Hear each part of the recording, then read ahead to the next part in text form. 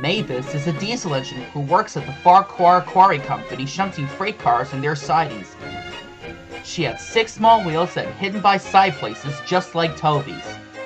Mavis is young and full of her own ideas, and she loves rearranging things too and began putting Toby's cars in different places every day. This made Toby cross. "Freight cars," he grumbled, "should be where you want them, when you want them." "Fiddlesticks," said Mavis and flounced away. At last, Toby lost patience. "I cannot waste my time playing hunt the cars with you. Take them yourself." Mavis was pleased. Taking cars made her feel important.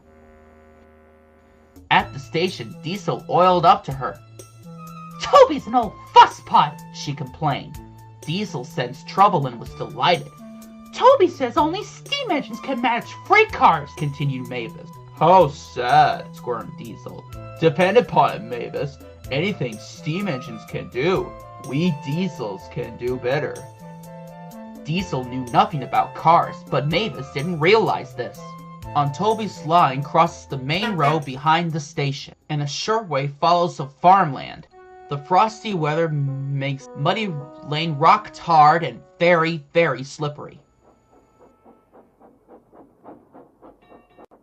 Toby stops before they reach the lane. His fireman halts the traffic of the crossing, and then Toby sets off again. By using the heavy cars to push him along, he has no trouble with frosty rails in the lane and across the road. It's the only safe thing to do in this kind of weather.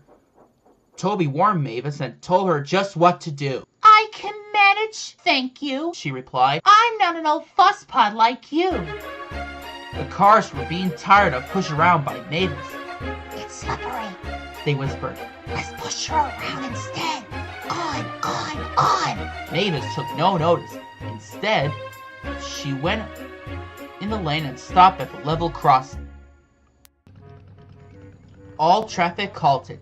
"Huh, what in the headline for Fusspot Toby," chortled Mavis. But Mavis had stopped at the wrong place. Instead of taking Toby's advice, she had given the cars the chance they wanted. Hold back! They cried.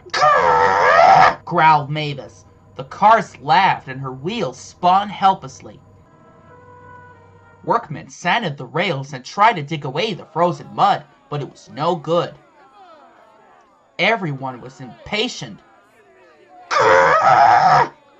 Wailed Mavis. Toby was in the yard when he heard the news. "I warned her," he fumed. "She's young yet," reminded his driver. "And she can manage her cars herself," interrupted Toby. "They're your cars, really," continued his driver. "Mavis is supposed to stay at the quarry if Sir Topham Hatt finds out." Yes," said Toby thoughtfully. He and his driver agreed it was best to help Mavis after all. An angry farmer was telling Mavis just what she could do with her train. "Having trouble, Mavis?" said Toby. "I am surprised." "Oh!"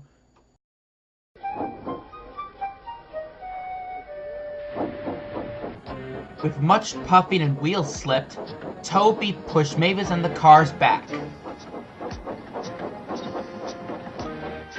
The hard work made his fire burn fiercely, and his firemen spread hot cinders to melt the frozen mud.